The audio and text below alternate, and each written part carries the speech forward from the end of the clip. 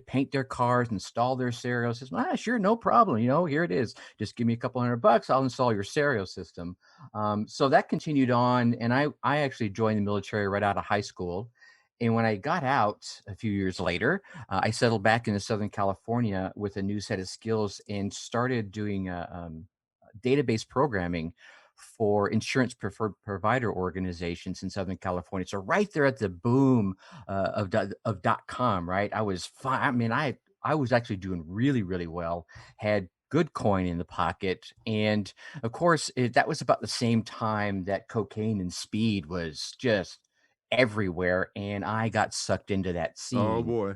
And that's like you alluded to in the opening there, got into the drug scene, let the business just fall on the wayside. But I took the same skills that I used in business and started applying it in, a more illicit manner, people management and everything else, and did that for about 2 years. And unfortunately, well, actually, I'll say fortunately, 50 kicked the door open to my condo.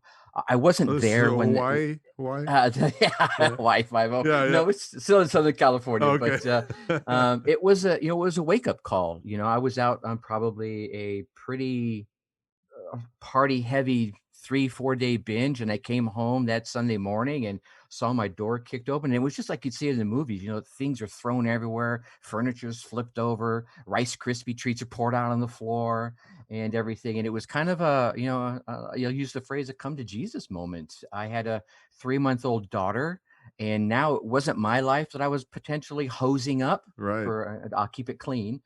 So, I call her my savior, because if it had been for her, I may have had that arrogant attitude like, "Oh, I can beat these guys." And, I'd be sitting having this conversation with you from behind bars. Mm. Um, so that was roller coaster, ride number one. And I think a lesson I took out of that, well, obviously then don't do drugs, was coming out of that scene. I could have walked right back into the marketplace with my computer skill set, but my confidence had taken a serious kick to the head, right? And so I went out there and started building my confidence back up, by doing, accounting jobs and warehouse jobs, and for about 6-8 months, just doing those little. I'll call them menial. I mean, I don't want to underrate anyone who's out there doing it, but I've done it, so I know it's not easy and it's not always fun, but certainly you can start building your confidence back up through these tasks. Hey, I'm out here, I'm providing a service, I'm doing something to, pay for my daughter's well-being.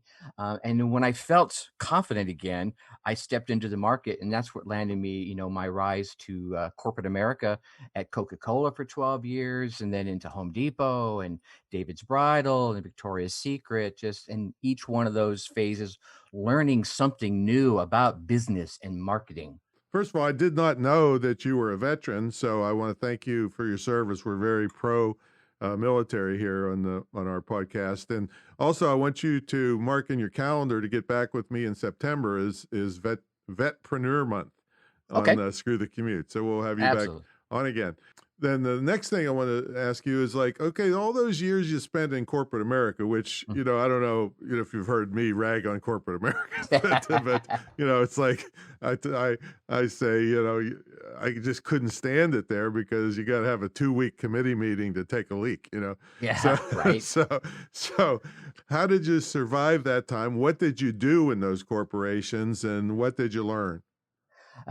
In Coca-Cola, I was all about marketing and planning, and I landed in a pretty lucky position. And I had a director of marketing for Coca-Cola North America that almost gave me free reign.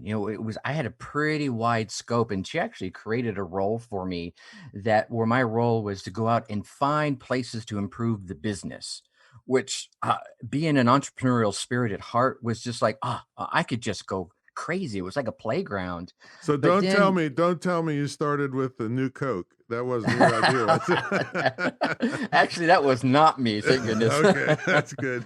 But there's actually an interesting story behind that. Anyway, so again, like I was saying, they give you pretty much free reign, which kept me entertained for a number of years, actually just over a decade. I was there for 12 years. But like you're saying, at some point you're going, I'm really not happy here anymore. So I moved on to the next venture, which would have been Home Depot. And in there, I was in charge of everything on their website. So, you can imagine back in the, late 90s, Right.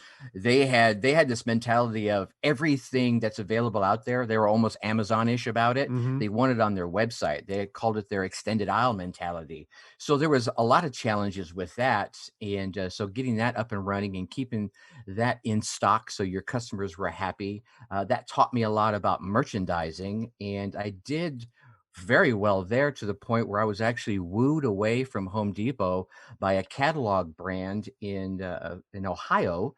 So they brought me on to be the director of their planning and marketing merchandising team for one of their catalog brands. And that was awesome because now I was running an arm of the business. So I felt very entrepreneurial in that. But then again, you hit that ceiling where you're like you said, the 2-week meeting just to go